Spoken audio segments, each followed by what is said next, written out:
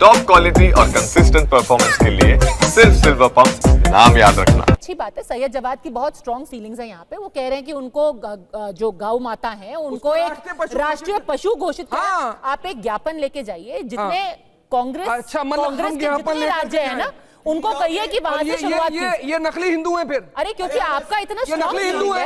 आप शुरुआत कीजिए, आप शुरुआत कीजिए। आप सारे कांग्रेस शासित राज्यों में जाइए। जितने जगह पर, जितने स्टोर पर काऊ लेदर जैकेट मिलती है, बेल्ट मिलते हैं, पर्स मिलते हैं, जूते कौन से पहने? अच्छा नहीं, जूते देख लिए मैंने। मैं बता सकता हूँ कि कौन से जूते हैं। अरे मैं देख रहा हूँ, आपको नहीं मिलता है।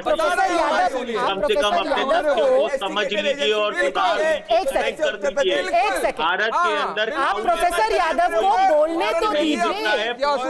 सैयद जवाद इतना बोलेंगे, प्रोफेसर यादव को तो बोलने दीजिए। का प्रोडक्ट हिंदुस्तान के अंदर नहीं बनता है। पद्मजा जी, इनको कृपया करके तथ्य बता दीजिए। बिल्कुल रोहित अग्रवाल जी, एक सेकंड, क्योंकि जो मूल प्रश्न है जो आपने पूछा है प्रोफेसर यादव, वो उसका जवाब दिया।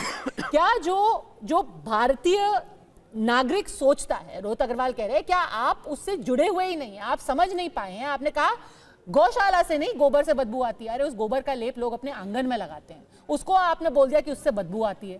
क्या आम जन क्या सोच रहा है वो आपको समझ में नहीं आ रहा है? पद्मजा जी, आमजन जो समझ रहा है, सोच रहा है, उसे हम समझ पा रहे हैं।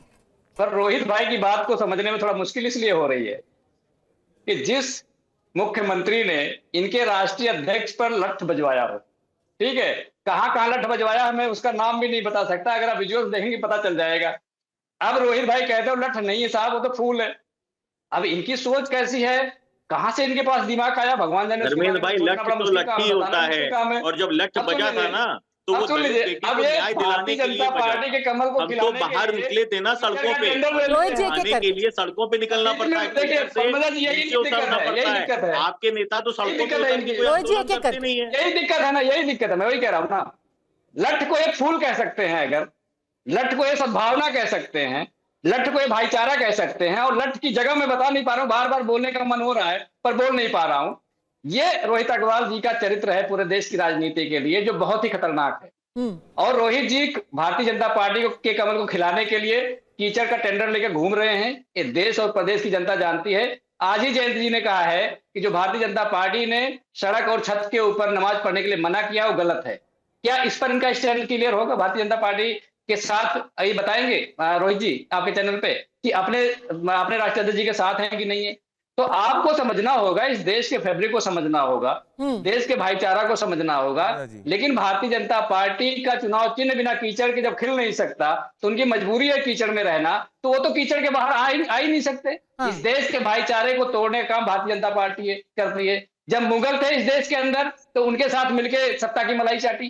जब अंग्रेज थे, सबको अलग अलग फैब्रिक समझ में आ रहा है। रोहित अग्रवाल को अलग फैब्रिक समझ में आ रहा है, आपको अलग फैब्रिक समझ में आ रहा है। 10 सेकंड और जब मुगल चले गए, उनकी कबर को खोद कर भारतीय जनता पार्टी मलाई चाटना चाहती है। मैं जवाब देना चाहता हूं, हिस्सा मांगने। ठीक है, रोहित अग्रवाल फिर प्रदीप भंडारी। रोहित अग्रवाल, नहीं आपको इस राजनीति से दुर्गंध तो नहीं आ रही है?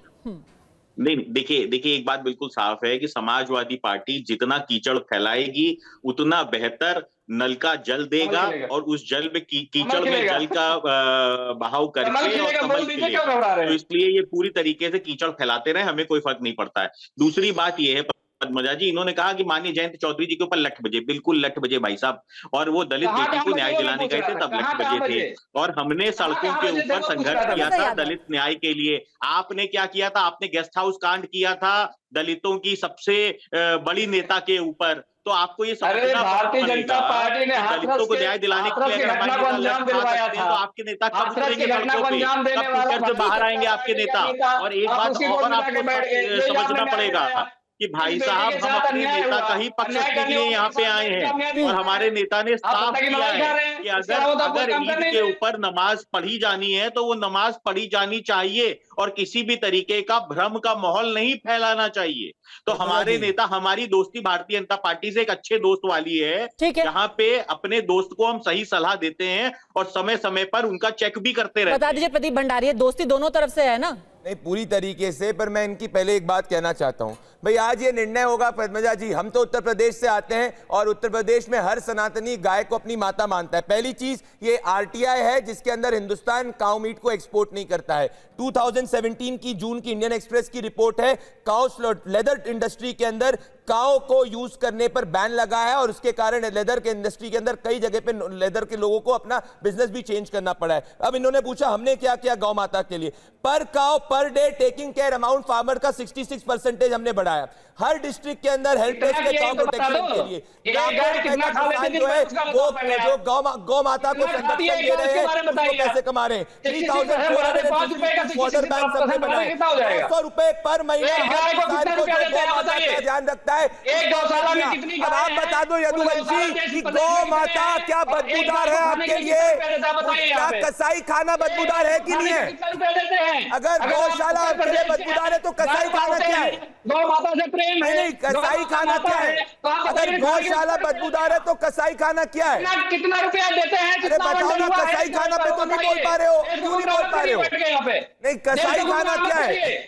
नहीं, दीप कंपनी से पैसा लेकर ये देखिए, ये नहीं बोलेंगे, बाबर का महिमा मंडन करेंगे, औरंगजेब का महिमा मंडन करेंगे, महान राणा प्रताप का अपमान करेंगे, अयोध्या में प्रभु श्री राम के मंदिर में जाएंगे और कसाई खाना को बदबूदार नहीं कह सकते। भारतीय जनता पार्टी के नाम कोई कर सकता है पूरी दुनिया के अंदर? अरे बताओ तो सही, कसाई खाना क्या है? अगर गौशाला पर पीएचडी कर ली तो कसाई खाना क्या है? आपका तो वोट बैंक भी उधर से आता है, कसाई खाना क्या है? मुझे बताओ, आपकी सरकार में स्लॉटर हाउस क्या बढ़ गए? भारतीय जनता अरे पार्टी बोल के तो बताइए, मतलब यही हिपोक्रेसी है, एक तरफ की बात करेंगे।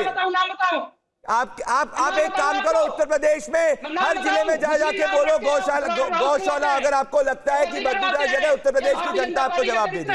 गौशालाओं से गाय निकाल के आप बेचते हैं। अरे भैया आपने तो कुछ नहीं करा ना, आप जाके कसाई खाने को बदबूदार बोल सकते हो, हमेशा हिंदू को अपमानित करते हो, डीएनए आपका सनातन विरोधी रहता है। छुपाने के लिए हिंदू धर्म का सहारा लेना हिंदू पड़ता धर्म है। पे क्या जानते हो पीछे वाले, कुछ नहीं जानते आप। अगर आप बोल दो कसाई खाना बदबूदार है, अगर आपको लगता है तो आपकी मैं नियत पे खोट नहीं मानूंगा। क्या आपकी नियत खोट है में है कि नहीं है बताइए। इनफैक्ट मैं आपको ये बताना चाहता हूँ, 150 से ज्यादा काऊ स्लॉटर हाउस उत्तर प्रदेश के अंदर बंद हो चुके हैं, 350 से ज्यादा काऊ माफिया जेल में जा चुके हैं। Ministry of fisheries and animal husbandry का 2019 का डेटा है, काऊ के अंदर 23.6% के रिडक्शन हुआ है। अब आप बता दो, आपने मुझसे स्पेसिफिक सवाल पूछा क्या है कसाई खाना क्या है? ठीक है, चलिए ये सवाल का जवाब तो आ ही जाएगा।